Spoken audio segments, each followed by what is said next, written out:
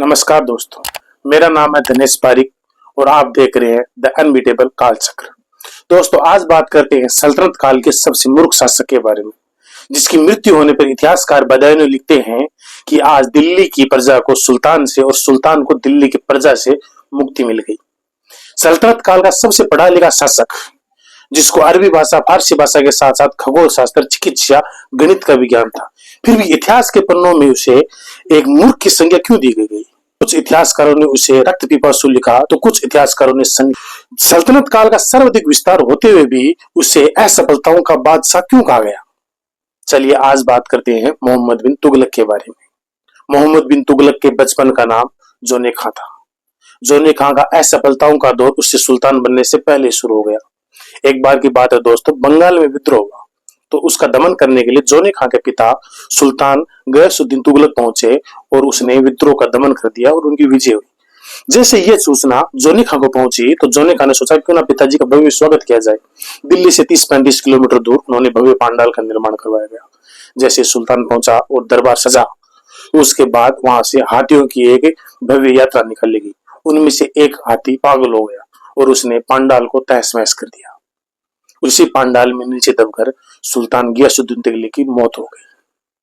इतिहासकार Ibn Battuta ने यहां तक बोल दिया कि यह सब जोने खां की साजिश थी, लेकिन ज्यादातर इतिहासकार यही मानते हैं कि नहीं, यह सिर्फ एक दुर्घटना थी।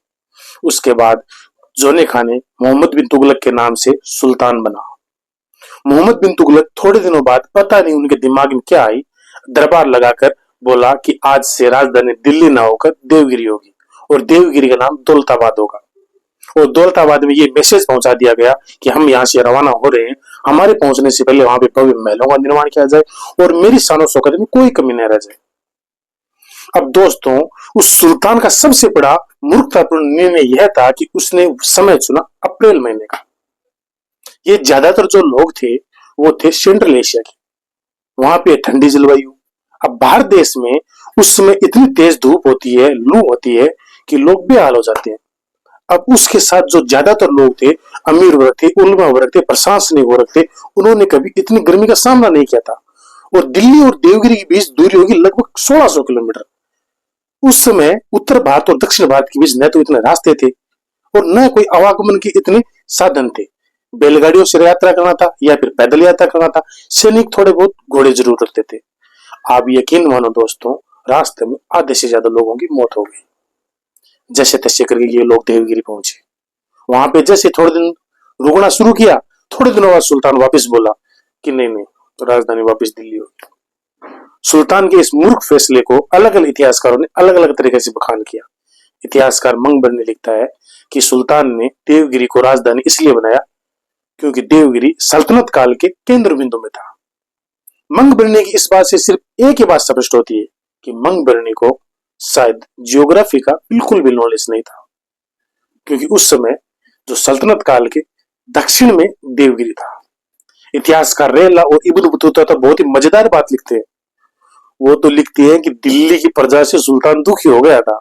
दिल्ली की प्रजा सुल्तान को अपने पिता का हत्यारा मानती थी और सुल्तान को गाली भरे पत्थर लिखती थी। उससे परेशान होकर सुल्तान ने राजधानी देवगिरी को बनाया।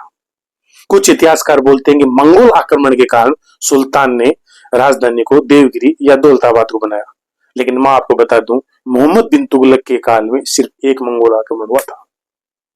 हकीकत बात तो यह है दोस्तों, मोहम्मद बिन तुगलक ने अपनी राजधानी को क्यों बदला, यह राज उसी के साथ ही चला गया। चलिए आज के लिए इतना ही दोस्तों, मिलते हैं अगले वीडियो में। अगर यह वीडियो आपको पसंद आए, वीडियो को लाइक कीजिए, चैनल को सब्सक्राइब कीजिए।